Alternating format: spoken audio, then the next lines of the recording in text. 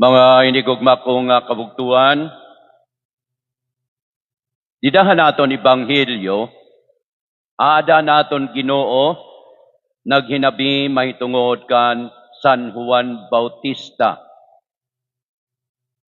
Amo hiya, siring pahanaton Ginoo, suga di Juan suga nga naglalaga ngan malamrag, nga naruyag kamo ausa kadali in pagpahimulos an iya kapawa. Mga hinigugma ko nga kabugtuan, nagsasauro kita hininga santos nga Eucharistia, na binagod hininga aginaldo nga misa. Din ginsasaurog naton an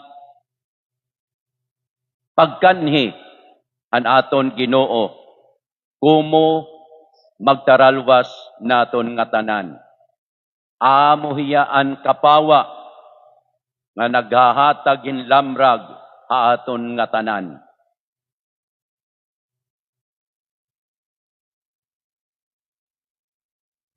An kapawa ni San Juan Bautista nasiga in malamrag tungod kay iya ginpahumog an kapawa han Dios, dida han nga tanan nga bahin han iya pagkatawo.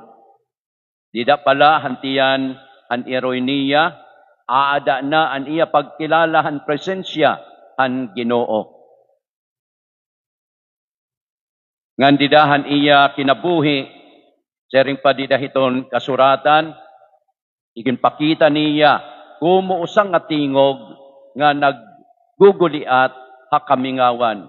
Andama andalan han Ginoo. Tadunga an iya aagian. Amo hiya an lamrag nga huwag kapawa nga naglalambrag han katawhan para makarawat nira an aton Ginoo. An aton Ginoo Kristo nagsiring ha aton, kamo an kapawa an kalibutan. Pasigaa an iyo kapawa hatubangan han mga tawo, base makita nira an iyo magupay nga mga buhat ngan maghimaya hira an iyo langitnon nga amay. Kinahanglan nga diri naton taguon ngan diri kita maawod in pagpahayag an pagkamaupay han Dios didahiton aton kinabuhi. Siring pahanaton Ginoo an suga diri gindadagkutan ngan tahuban o ibutang ha ilarom hinhigdaan.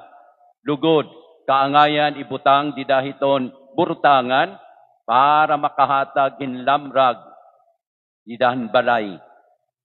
Sang dititon aton kapawa mga inigugma ko nga kabugtuan, kaangayan nga aton ipakita makahatag lamrag an aton mga kabugtuan para hira makakita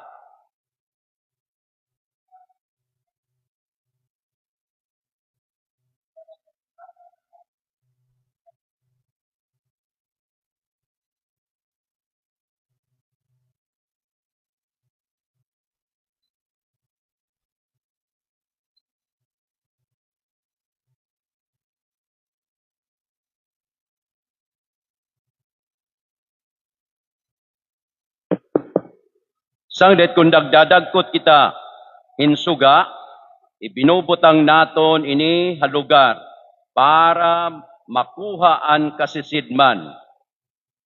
Usa ini nga imbitasyon in pagsaksi an pagkamaupay an Dios base makaaghat o maagda naton an iba naton nga mga kabugtuan. Intatawag kita, hinpagdarahini nga kapawa, ngadto hadton aada hakasisidman. Gindadara naton ang kapawa ni Kristo, ngadto hadton mga nag-uukoy ha kakablasan o kakurian. Gindadara naton ang kapawa, ngadto hadton nabungkag an ira mga pamilya, ngadto hadton mga dismayado, desperado o mabidoon, ngadto hadton mga nagsasakit. Dadon naton hira, nga dahan kapawa ni Kristo, pinaagihan aton pakig-usa haira, paglipay haira, o paghatag haira hinpaglaom, o pinaagi gihapon an aton pagampo para haira. Kita, mga anak, an kapawa, kaangayan nga dugangan naton an aton buruhaton o responsibilidad. Pagin mga kapawa, ngan pasigaon naton an aton pagka mga kapawa. Akada pag-aabri naton han portahan nan aton mga kasing-kasing, ngadto han mga nag-uusaan, mga mabidoon, mga nasamad o nabungkag an kasing-kasing, ngadto han napapabayan o waray na higugma haira. Akada higayon nga nabulig kita, pagpakaon han mga ginugutom, pagbulig han mga kablas, pagdepender han mga maglunya, o pagtalwas an aton kalibungan. Akada pangangaro pasaylo ngadto han Dios, o ngadto hadton nabuhatan naton hinkaratan. Akada pagpasaylo naton hadton mga nakagbuhat aton hinkaratan, o pagbuhat hinkaupayan ngadto haira. Madiano man ka masakit an kapawa na sinag idahan kasisidman an aton kalibutan, tungod kay indara naton an kapawa ni Jesus. Amo ini mga inigugma ko nga kabugtuan, kung paunan-o an aton pagpamulat an Adbyento, magiging makahulugan o mabungahon. Og amo liwat ini,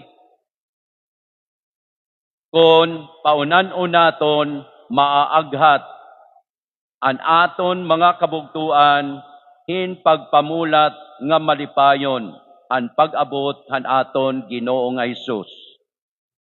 Dadon naton mga inigugma ko nga kabugtuan an kapawa han paglaom. An aton Ginoo nga amo an kapawa naton.